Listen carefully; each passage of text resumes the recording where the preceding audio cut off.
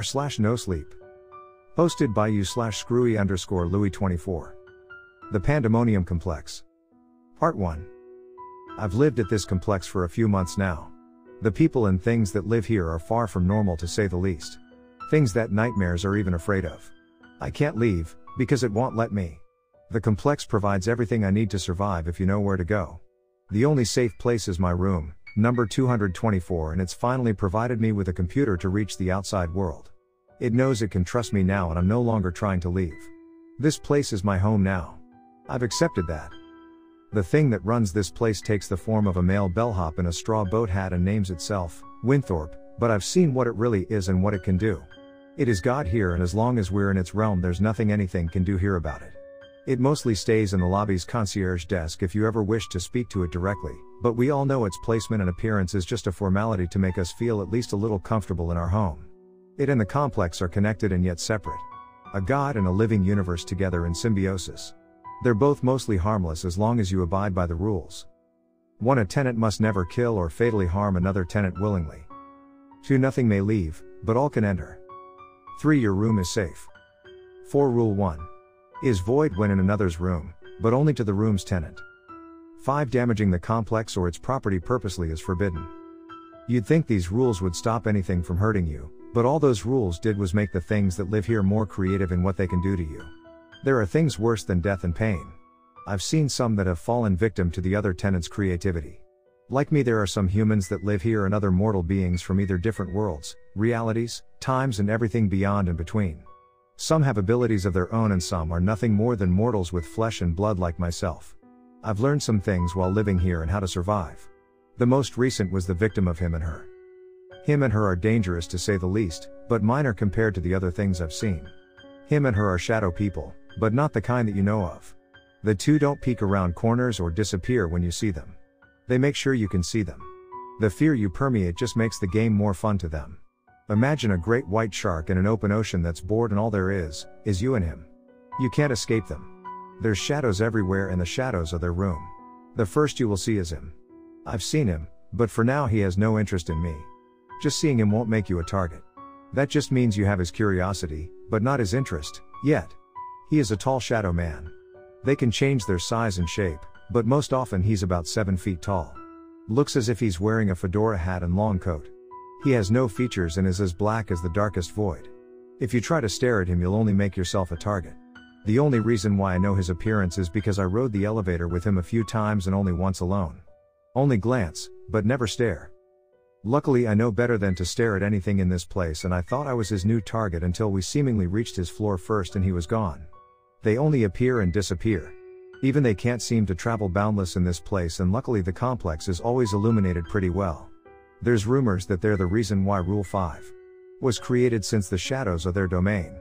Can't have them messing with its lights as they please, I guess. If you see him too much, that means you've caught his attention, but he's not what you should be worried about. If he's following you, that means run and hide. Him is warning you. Her is coming. One day, however, on my way back to my room, I got about halfway to my door before looking down the long hallway and seeing him staring. I averted my gaze to respectably let him continue, but when I looked back, he was still there. At this time, I've only heard tales of what this means. I gave him one more chance and averted my gaze to check again. He was still there. Taking no chances, I began running in his direction towards my room. Your room is safe, and I heard he's not the one I should be afraid of. I ran as fast as I possibly could and heard footsteps quickly gaining on me from behind. Looking back will only slow me down. I pushed as hard as I could towards my room, running and hearing those steps gaining on me easily. Suddenly I was violently pushed to the right side of the hall with the force of a hulking beast. I guarded my face to try and stop what should be impossible to happen to me, only to hear the running continue down the hall where I was running towards. I looked and saw that I wasn't being chased. I was in the way of another apex predator that was now just as far down in the food chain as me. A Wendigo. Due to the rules of the complex, some things in this place are made entirely handicapped to hunt. One of these things was a Wendigo that I've seen from time to time. We passed each other in the hall, and I've seen other Wendigos too living here.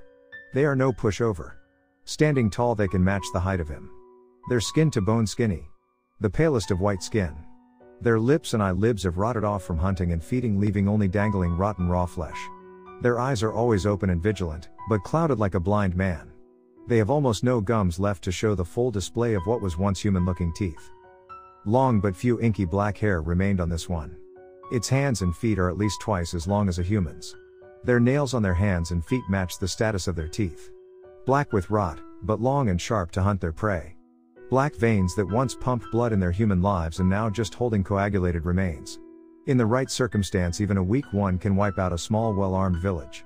Even though they're not allowed to harm me, I always gave them a respectable distance, and this one was running for its life. I looked toward where it was running from and regretfully wished I hadn't. That's when I saw her. Her is similar to him in base appearance. A shadow woman. Tall and thin. She towers over him and looks as if she's wearing a gown.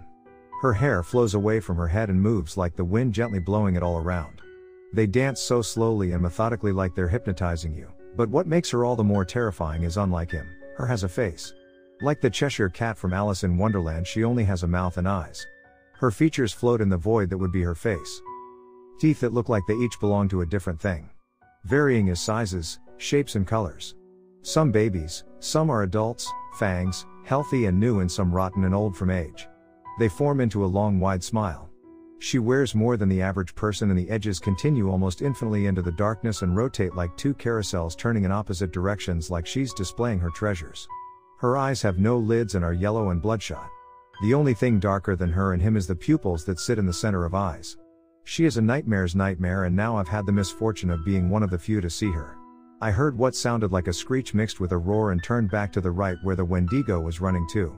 Somehow she was already there, even though I was just looking at her to my left. She was in front of the Wendigo and had her fingers digging into its back and pulling it towards her. The Wendigo tried with all of its might to pull back, but even with the strength of being able to rip apart a tank with its bare hands, it was still no match for her. It screamed and roared in a feeble attempt to fight back, but the only resistance it was putting was her letting it know how weak it was in comparison. I watched in terror as she had enough of her game and pulled in her meal. Her eyes locked on her prize, and even being made of shadow, she still dug her long black fingers deeper into the Wendigo's back. Her long arms slowly reeled in her catch, and all the once feared monster could do was scream. It tried with all of its might and will to run away. I watched her ever so slowly pull in the terrified creature. I felt sorry for it.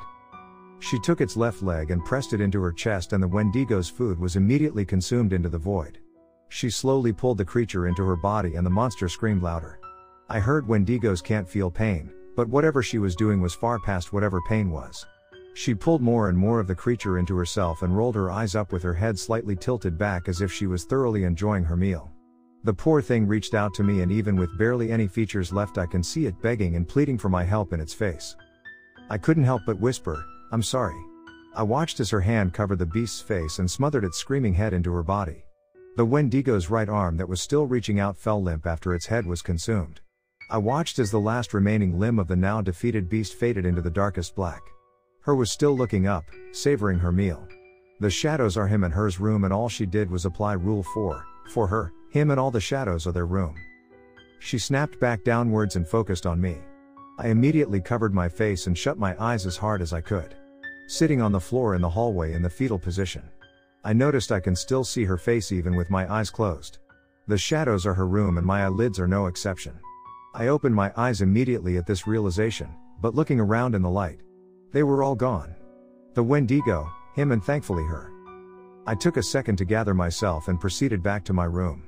I'm going to stay inside for a few days after this incident. My room is safe.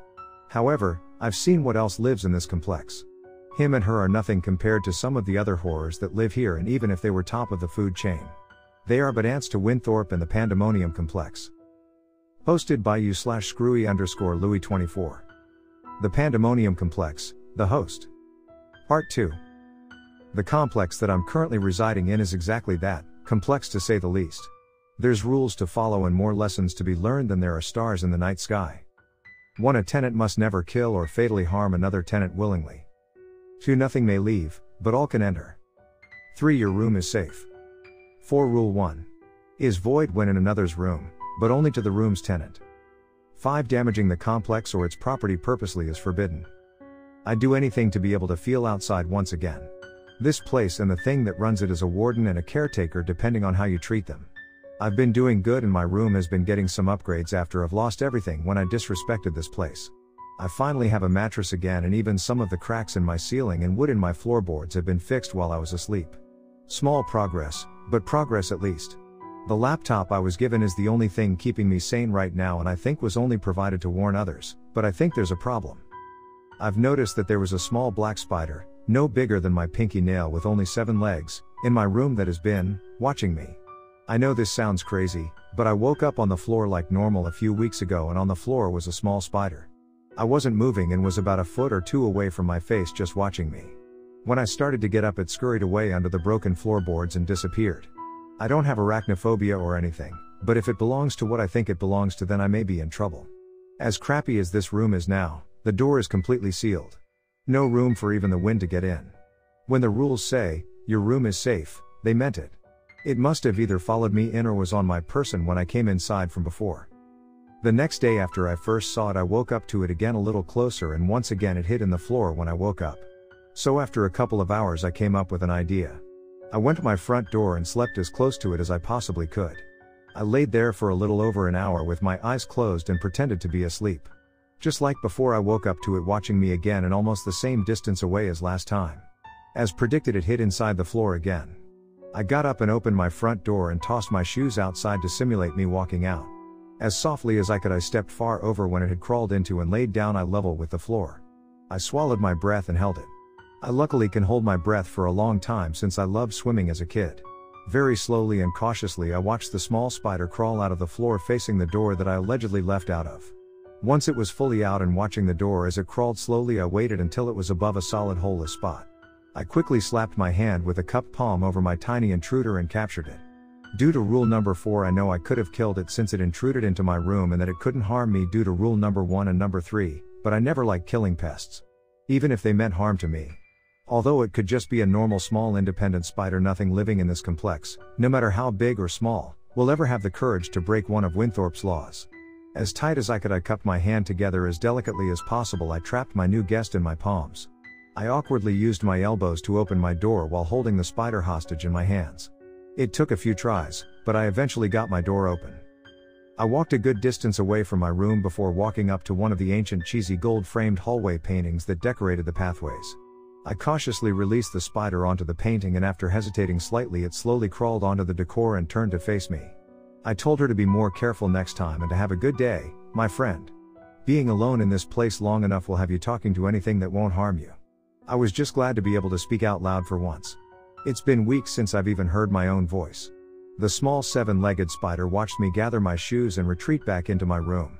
As weird as it sounds, I miss the company already, but not if she belonged to the host. I've seen the host a few times throughout the complex, but the host isn't always the same host, if that makes sense. You see, the host isn't just one being like him and her, but more like a collective hive. Whenever the host makes a new host, it'll look different at first since it's fresh, but after a while they look like the crypt keeper from Tales from the Crypt, covered in small black spiders, small holes and egg sacs. The spiders have a united hive mind and separate individually to spy. That's how they find weak prey. I had the misfortune of seeing this in the lobby of all places a little over a month ago. A place I thought was safe since we were in the presence of Winthorpe. I was sitting in the lounge area reading one of the old books that are provided for minor entertainment and enjoying the company of the gay ape-like humanoid couple that I met. Jim is a big dark brown ape man and John is a grayish/white cryptid, and yes, I asked, ape man and cryptid are their pronouns. They spoke 3 languages each. Luckily they both knew English very well. Really smart and nice guys, but never call them Bigfoot or Sasquatch. Turns out those are racial slurs. Jim was patient enough to explain how offensive those terms are, but not until after John hit me across the lobby a few days prior in a blind rage after I accidentally whispered those terms out loud in awe at them.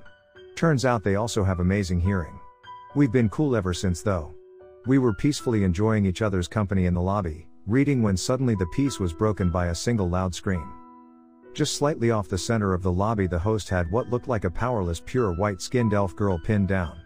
It had her wrists and ankles anchored down, but not enough to harm her, and this zombie-looking creature held her in place. This caught the attention of everything in the lobby. She screamed and pleaded in a language I didn't understand and kept looking towards the concierge desk where Winthorpe was reading the paper and giving the commotion no mind. The bellhop in the straw hat that we know as God in this place just kept reading its newspaper and leaning back in its wooden desk chair while everything else watched. Once the poor girl realized that not it or anything was going to help, she turned back to her captor and struggled with all of her might.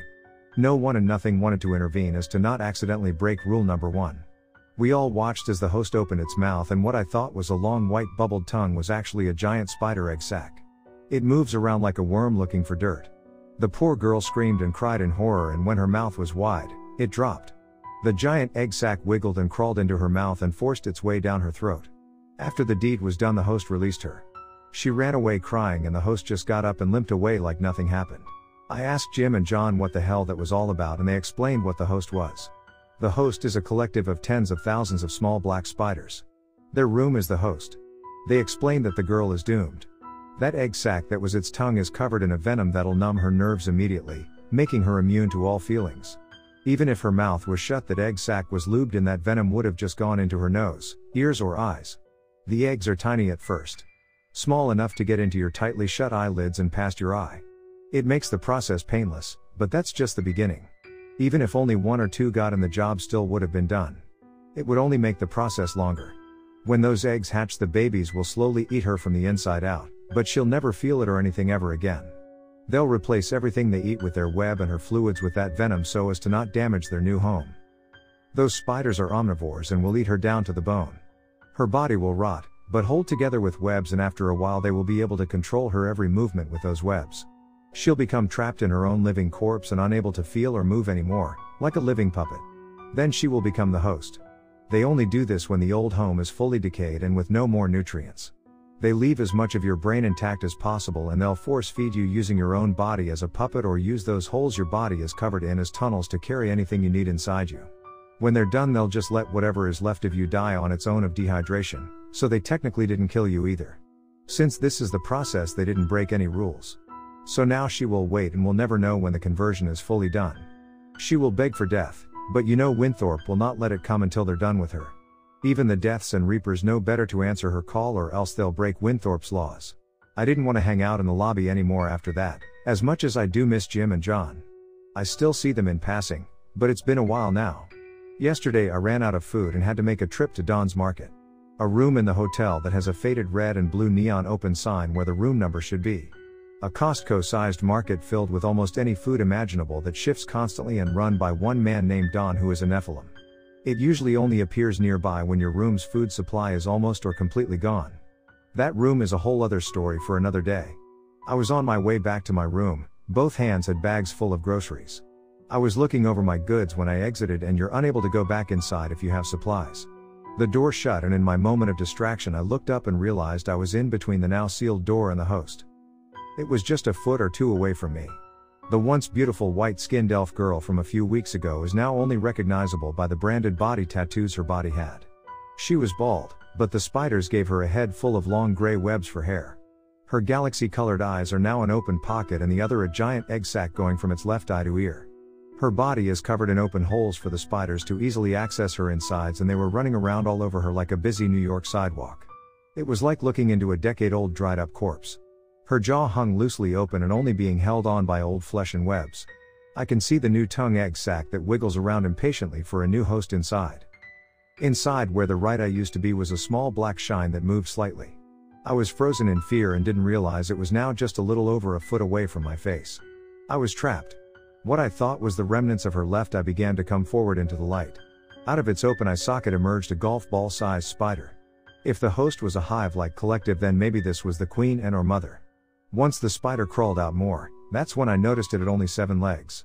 We stared at each other for a minute, and in a raspy voice from the host's mouth came, "F free end." The decaying air that escaped made me almost puke. Pops and cracks were audible as the host controlled their new home and began limping into Don's Market past me. If not for a small act of kindness, I might have become the host, but it seems maybe I've made a new friend, for now at least. I can't wait to tell Jim and John about this when I see them next time, but I think I've had enough for now. I think I'm going to stay in my room again for a while. I know better than to get too comfortable in the Pandemonium Complex.